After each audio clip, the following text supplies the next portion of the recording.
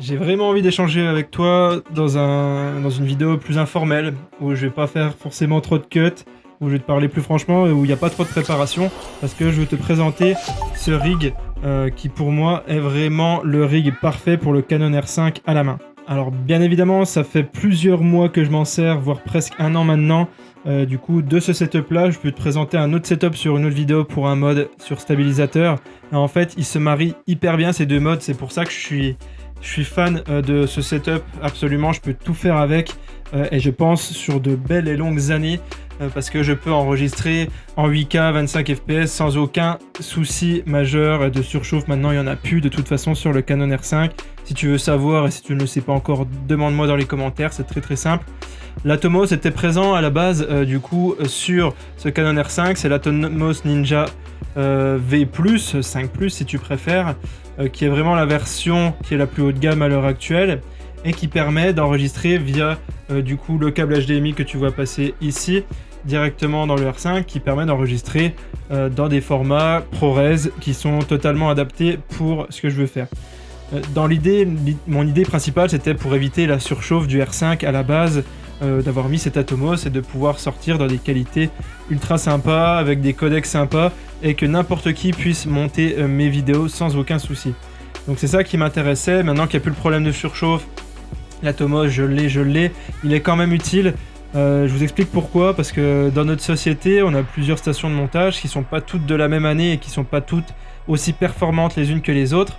Et en fait quand on va sur un gros tournage ou qu'on a besoin vraiment d'une qualité de fichier énorme, mais que c'est un ordinateur assez bas de gamme qui doit monter cette vidéo là, et bien très clairement d'avoir l'Atomos pour enregistrer en ProRes 422 LT, c'est largement suffisant. Et du coup on va pouvoir monter sur des PC bas de gamme ultra rapidement, ultra fluidement, sans aucun problème.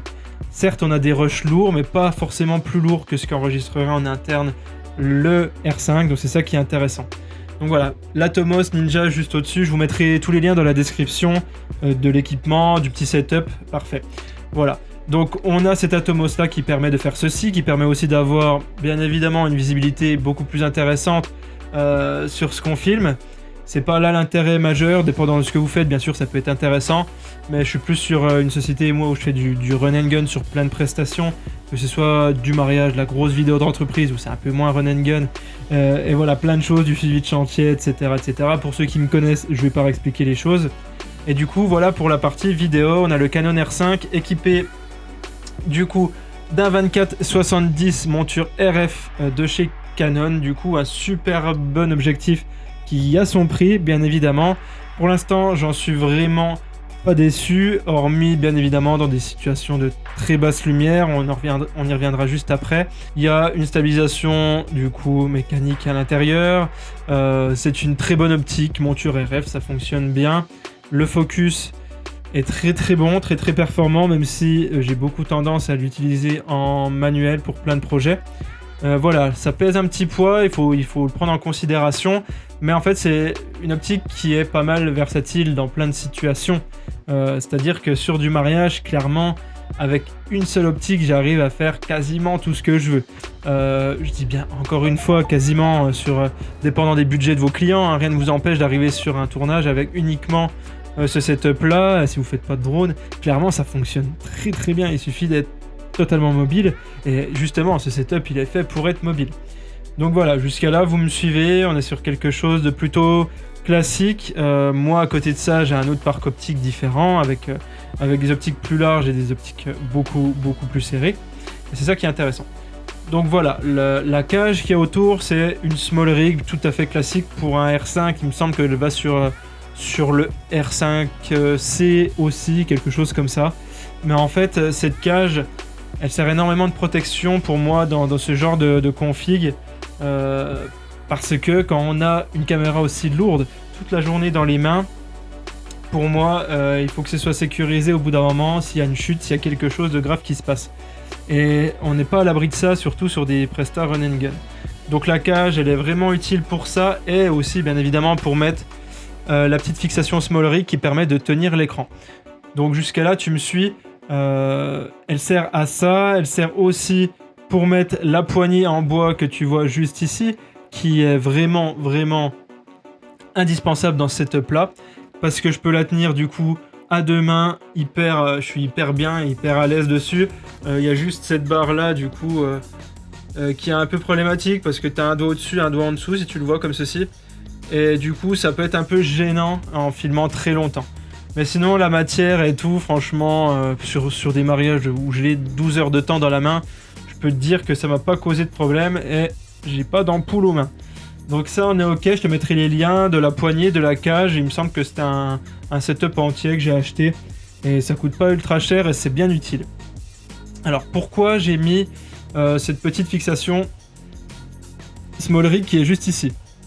En fait c'est une fixation hyper rapide qui est adaptée à la cage bien évidemment parce que c'est à la même marque mais de toute façon c'est très bien foutu et je vais pouvoir la déclipser et la reclipser directement sur mon Ronin hyper rapidement. C'est-à-dire que ce setup là, pris comme ça avec ce petit trépied que j'ai rajouté pour des raisons que vous connaissez bien tous, voilà, hein, la raison elle est là, ça paraît bête, mais croyez-moi je fais des tournages des fois dans des terrains où il n'y a que de la boue, il pleut, etc. Je suis bien content d'avoir ce trépied du coup qui est le trépied du Ronin à la base. N'importe quel petit trépied pourra faire l'affaire. Mais je le trouve bien celui-là parce que c'est du costaud, c'est fait pour tenir le Ronin RS3 Pro à la base. Et surtout, il est assez long, ce qui fait qu'avec une optique aussi grosse, et même si je la déplie, mon appareil, je veux dire, il est posé, il bouge pas, quoi. Et c'est super utile, moi je vous fais cette vidéo, c'est pour que vous ayez un retour par rapport à ça, et pour que vous vous rendiez compte des avantages que chaque petite chose a dans ce setup-là. Ce pied-là, clairement, dans un mariage, il m'a sauvé la vie plus d'une fois. C'est-à-dire que la plupart du temps, quand on va sur un mariage, on a 3 ou 4 lieux de prise de vue. Préparatifs, église, mairie et vin d'honneur. Et en plus, après, le soir, la salle, etc. En général, c'est comme ça que ça se passe. Et je vous dis, c'est super pratique. J'ai une camionnette, mais si vous êtes en voiture, c'est pareil. Vous dépliez le truc, vous le posez sur le siège à côté de vous. Vous mettez, bien évidemment, dans un sens logique sur votre siège. Mais dans l'idée, ça bouge pas, quoi. Vous roulez, vous freinez, vous faites ce que vous voulez, ça bouge pas. Et je trouve ça hyper pratique, hyper sécurisant. Et voilà, c'est un trépied, quoi. Mais dans l'idée, ça marche. Ensuite, par rapport au son, j'ai un micro de base depuis longtemps qui me permet vraiment de prendre le son d'ambiance plutôt classique, quoi, on va dire. Mais c'est un Rode VideoMic Pro, c'est pas l'eau de gamme qui est un peu plus grosse, vous savez, de chez Rode. Pourquoi ? Parce que le format de celui-ci me convient bien et je l'avais déjà de base. Et en fait, quand vous êtes au 14 mm sur le R5 et que vous avez une bonnette anti-vent sur le Rode, et ben on commence à voir les poils de la bonnette dans le champ de vision. Donc imaginez avec un micro plus gros, parce qu'il est plus grand, le Rode, je sais plus, c'est le VideoMic Pro 2 ou Mic Pro Plus. Bref, il est plus gros. Dans l'idée globale, ça te permet de prendre du son. Si je suis en mode interview, bah, je remplace par un micro-cravate, etc., etc. Ça marche. Donc voilà. Voilà le petit setup. Je sais pas ce que vous en pensez. Mettez-moi ce que vous en pensez dans les commentaires. C'était une vidéo totalement différente de d'habitude parce que je mets pas forcément de plan de coupe et je vous parle juste à vous, à toi, en face cam. Qu'est-ce que j'ai pu oublier sur cette cam, sur ce petit setup là? On a la petite clé qui est en dessous de chez Small Rig, c'est super bien parce que c'est aimanté, ça te permet de serrer tout et n'importe quoi. T'as un boulon qui se dévisse, hop, tu resserres un coup. T'as l'écran qui tu vois, qui a un peu trop de souplesse pour le faire bouger, et hop, tu le revisses un coup. Enfin bref, c'est génial. Que te dire de plus? Il y a des choses aussi intéressantes. Tu vois bien que du coup, mon Atomos, il a un SSD de chez Angelbird qui est vraiment la référence et de toute façon il ne dépasse pas, ce qui permet d'avoir le micro plutôt bien placé. Franchement le micro là il est forcément, hein, il prend pas les vibrations, il n'y a aucun problème majeur, le micro est super bien placé. Et si j'aurais mis un SSD totalement classique, ça aurait tapé dans le micro, ça aurait été un peu moins facile à mettre en place, donc il faut y penser.